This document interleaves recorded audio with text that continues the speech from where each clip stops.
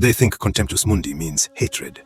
Hatred of life, hatred of pleasure, hatred of the world. It doesn't. Contemptus mundi is not disgust.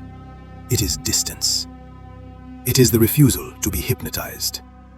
The world is very good at advertising itself. It promises fulfillment through accumulation. Status will settle you. Pleasure will soothe you. Achievement will justify you. Contemptus mundi begins the moment you stop believing the pitch. This is not asceticism. This is not withdrawal. This is clarity. To reject seduction is not to reject life. It is to refuse substitution. Status is offered as a proxy for worth. A ladder you're told to climb so others can see where you stand. But ladders do not lead upward. They lead away from the ground you're standing on. Contemptus mundi asks a simple question. If no one were watching, would this still matter to you? Pleasure is not the enemy.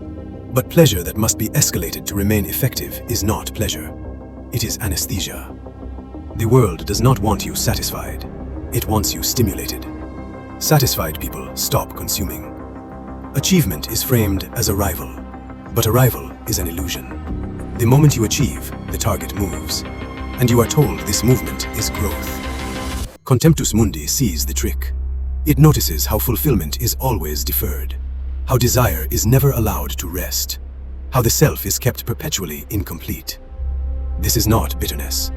Bitterness still wants approval. Contemptus mundi is indifference to the scoreboard, not because the game is unfair, but because it is irrelevant. The world rewards performance, not presence, not depth, not coherence. Performance. You are taught to curate yourself, to present a version of you that can be evaluated, liked, ranked, exchanged. And slowly you begin to confuse that version with the self. Contemptus mundi dissolves that confusion. It asks, who are you when no metric applies? This is not rebellion. Rebellion still needs an audience. This is a revaluation, a quiet one. Money is useful. Status is convenient. Achievement is efficient. None of them answer the question they pretend to solve. The world says, be impressive. Contemptus mundi replies, be accurate. Accuracy is dangerous. It cannot be branded. It cannot be optimized. It resists scale. The world wants you legible, predictable, quantifiable. Contemptus mundi chooses illegibility, not secrecy, not obscurity, but freedom from comparison. It is the refusal to turn life into a resume, the refusal to compress experience into outcomes, the refusal to treat time as a resource instead of a condition. The world trains you to chase symbols, titles, followers, net worth, symbols of value that are mistaken for value itself. Contemptus mundi looks past the symbol and asks what remains. Often, very little. This does not lead to despair. Despair still expects something. This leads to grounding. You stop asking, how does this look? And start asking, does this align? Alignment is not visible. That's why it's ignored. The world respects ambition. But ambition without orientation is just motion. Contemptus mundi is orientation. It does not tell you where to go. It tells you what not to worship. It teaches restraint in a culture addicted to excess, stillness in a culture afraid of silence, sufficiency in a culture built on lack. This is not minimalism. Minimalism is aesthetic. This is discernment.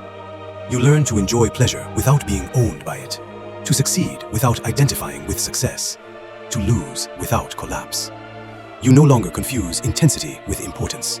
Loud things stop feeling meaningful. Quiet things stop feeling small. The world says more.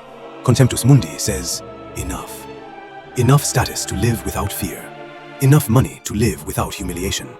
Enough achievement to act without apology. Beyond that, accumulation becomes noise. Contemptus mundi does not reject the world. It refuses its mythology. It does not hate life. It loves it too much to outsource its meaning. And once you stop being seduced, you become dangerous. Not to people, to systems. Because systems rely on desire that never resolves, on dissatisfaction that never ends, on comparison that never rests. Contemptus mundi ends the spell, not with anger, with clarity. And in that clarity, you begin to live as if your life were not a performance, but a practice.